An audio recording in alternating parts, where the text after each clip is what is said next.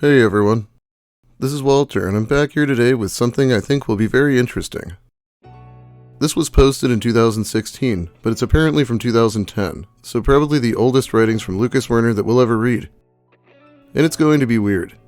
I think he sounds a lot more lucid and sincere here. It almost seems like he was half trying to help people instead of 100% virtue signaling like he does now. He also doesn't just spend the whole time restating the same talking points over and over again, like he does with his current content. That being said, I'm mostly reading this blind, so let's get into it with Werner's Autobiography. Dream Girls and Devil Horns, Autobiography of a Manic Depressive Straight Ally, Werner. Yeah, he wrote this as an ally for the It Gets Better project. Lucas is pretty much living proof that it doesn't necessarily get better at this point, so that checks out. My mom has really looked after me since I was diagnosed with bipolar. She likes to set me up and make sure I'm comfortable wherever I'm living. It has been this way since I was first doped with antidepressants and antipsychotic drugs. The past couple times she seems sad when I've asked her how my little brother Seth was doing. I get the feeling she's reporting very old news, and the last text message she got was maybe "hey" months ago.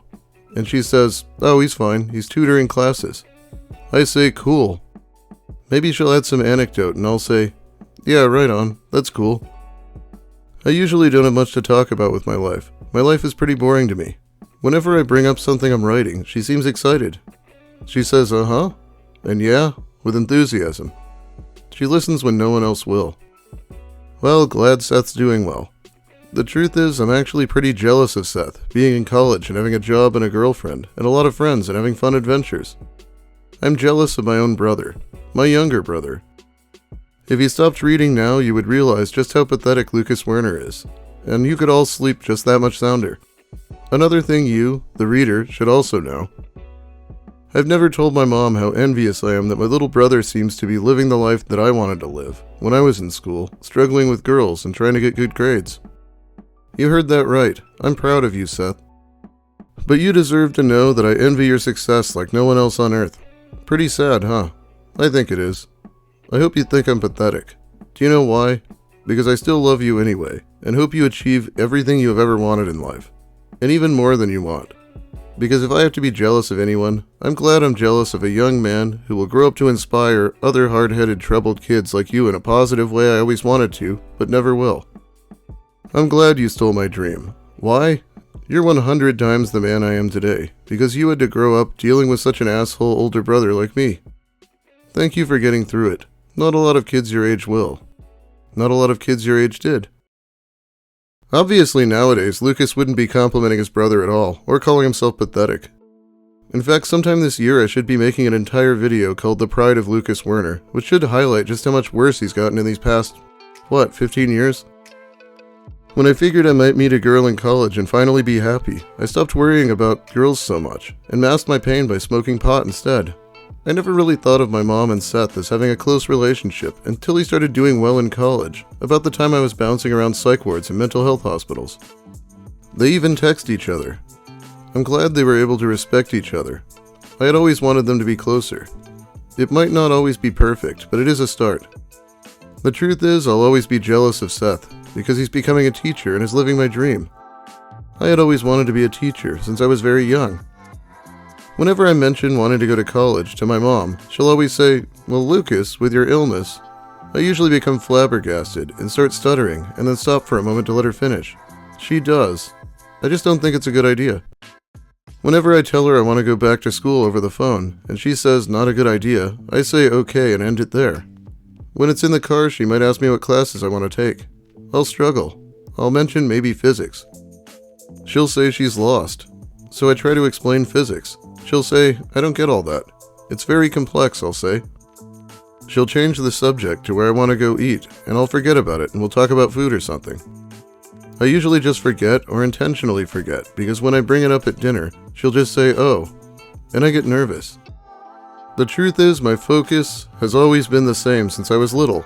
Getting interesting, smart, pretty girls to notice me. I just don't think interesting, smart, pretty girls like me very much. The only interesting, smart, pretty woman to ever notice me was my mom. This is really bizarre to read, because Lucas did go to college, many years later, and he did drop out of Biology 101. But he never took physics. But he must have been waiting his entire life because surely when he goes to college he'll find a girlfriend. Also, smart, pretty, interesting woman sounds like something classic Christian might say. But this has always made me think, no other interesting, smart, pretty girls will ever like me because they would remind me of my mom and it would make me feel dumb. I'd be lucky to meet a woman like my mom, but I would still feel dumb. I wouldn't even begin to know what to say. I've never been with an interesting, smart, pretty girl, or had one be interested in talking to me because I don't know where to meet them and I don't have enough money to go to bars. I'm also very shy, especially around smart and interesting and pretty women. If I see any, I turn away really fast and hope they don't notice me or talk to me because I don't want to mess up their lives by telling them I'm bipolar and having them see me cry because I can't give them nice things because I don't have any money and am poor. And smart, interesting, pretty girls need a guy with security. I don't have any security. I just cry when I think about how much I would like to meet one someday, and it makes me cry because I can't give them the security they need. I just cry because I feel so insecure when they're around me. I don't know what they mean by security. I do really have to wonder if he still thinks these things, or if he's completely given into his own hype. He probably feels like he's accomplished a lot since 2010, but what has he accomplished aside from ruining his own name? I've never had a chance to ask these types of girls what they really mean by security, because I'm so nervous around them.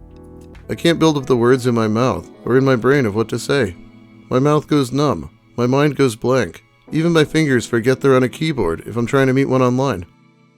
I keep thinking of all the pretty girls who seemed very smart and interesting that I've ever seen anywhere, and my brain goes fuzzy, my mouth gets dry, and even my fingers stop typing as fast. I get halfway between trying to describe all this and making my thoughts and words and keystrokes come together. I become uncoordinated and I almost pass out. I'll even repeat things in my head and on the page, and even try to physically sound it all out, without losing focus in my head, because whenever I think of smart, pretty, interesting girls, I turn into this indescribable thing trying to finish my own sentence. I lose my concentration, it all just runs together like toothpaste. Yeah, to this day, he still makes videos standing in front of the camera saying, "Hi, my name is Lucas, you're very pretty, can I buy you a drink?" And even without a woman in front of him, he usually does lock up to some extent. I can't even pronounce words when I'm around a girl I really like. My mind turns inside out. I can't type. I just want to meet one so bad without losing my mind the moment I'm talking to her, because that's what happens when I try to picture one. Because I don't think they exist. My brain doesn't put it all together right. Everything just turns to mush. I also feel like I was hit in the face with an invisible bag of bricks. My face doesn't hurt. My cheeks are just wet from crying, and I'm woozy. Like being smacked with wet, invisible, painless bricks that make me dizzy and I'll see stars. And then I don't remember what happens, because this is the part of the story where I want to reach for a cigarette. But I'm holding back until I reach a rewarding stopping point, because this feels like the best conversation I've ever had, and I don't even know who I'm talking to. I just keep typing, and typing, and typing. Where was I? Oh yeah, the bipolar. I don't even know why I bring it up, except that it's part of the story arc, and we're just now getting to the good part. I am excited about getting to the good part. I also think it's obvious that Lucas has improved a lot at talking to women since he dated Suzanne, which I think would happen 1 or 2 years after this was written. I recently made a video about it if you want. When I started going through the moodiness and breakdowns, when I was diagnosed with bipolar, it kind of got the attention to focus around Seth at home, I think. When I first went into the psych ward, it was January of 2000, and he was getting close to finishing his senior year, prepping to graduate from high school. I remember feeling good for him and bad for me at the same time because I was having problems concentrating on my correspondence program.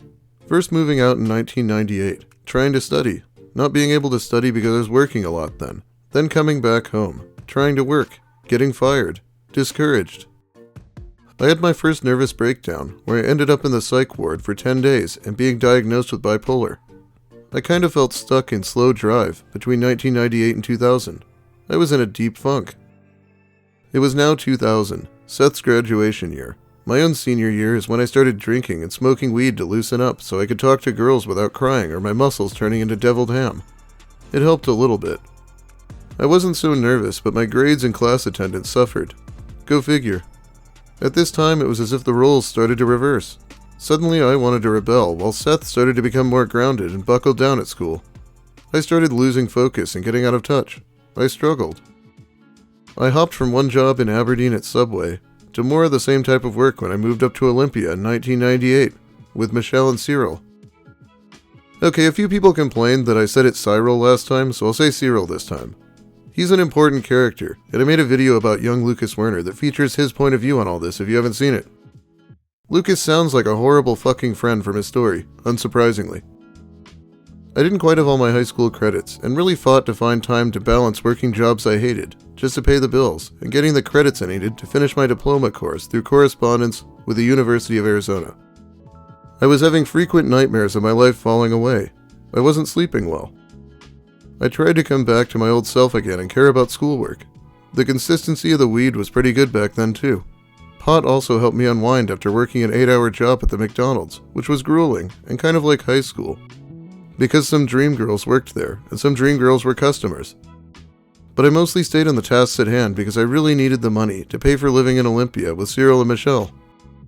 And if I lost my job, I would potentially be living on the streets, which has always scared me more than just about anything else in life. So I did what I had to do. Work sucked because it was a boring, repetitive job that I hated immensely because it took up a lot of my time, and everything about the job smelled bad. It was dirty. It was dark. The floors were never cleaned properly like some restaurants. My clothes and skin began to smell like grease. I stopped being able to look at a McDonald's or their food without that sick grease smell entering my nostrils and shuddering from head to toe when no one was looking, because I didn't want to talk about why I was shuddering around Cyril. He keeps mentioning pot. Well, here's an interesting story. Lucas actually got a DUI for marijuana in 1998. Even back then, it was really hard to get a pot DUI in Washington. The cops pretty much had to trick you into admitting it. Cyril's voice has always reminded me of a combination of my dad's inspiring pep talks from when I played baseball and later football and wanted to quit the most, but he always could talk me into it. And Larry's always stern but gentle look that always made me accept him as an equal and respect him as a man, because he's always a good guy to have in my corner. Larry's always been such a supportive husband to my mom, even in her most trying, difficult to get along with times.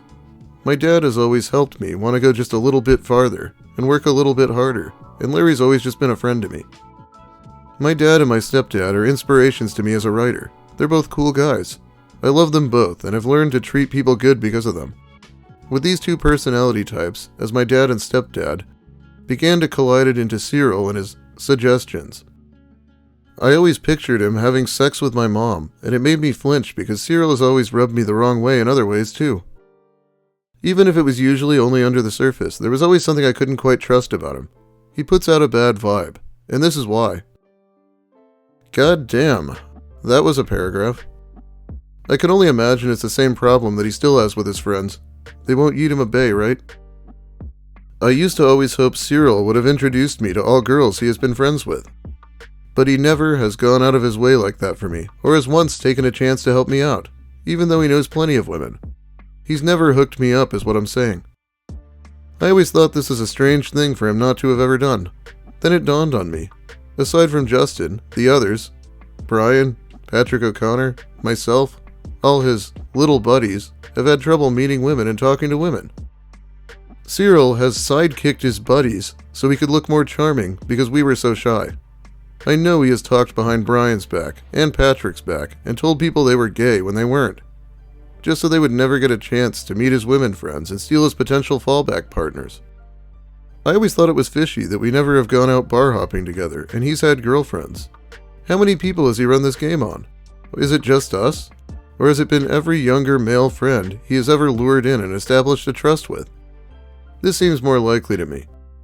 Cyril established a trust some of us thought was ironclad, a trust Cyril has abandoned time and time again. Man, have I ever established a trust with someone that I might introduce them to women? I wasn't aware that such a thing exists. That's a big part of the bro code in Lucas's mind, but probably no one else's. It's similar to Russell Greer's idea of how vicarious liability should work. I thought they were going to give me something for no reason. How dare they not? Anyway, we didn't even get through that much, but I think it's time to end part 1. Hopefully this was illuminating like I thought it would be. I think at the end of this, we'll hopefully understand some things better. Thanks for watching, everyone. If you like the video, please give it a like. If you have something to say about the Wern or about my content, make sure you let me hear it in the comments. It pleases the algorithm, like Wern being eaten a bay. If you're new here, consider subscribing for more of the same, and other things I cover. Big thanks finally to my amazing patrons who help by supporting me more directly over on Patreon. It's a huge help. I'll be back soon, at least with more of this, because I'm behind on work right now. Have a great day, everyone. Don't feel too bad if you can't understand the Werner's physics lectures.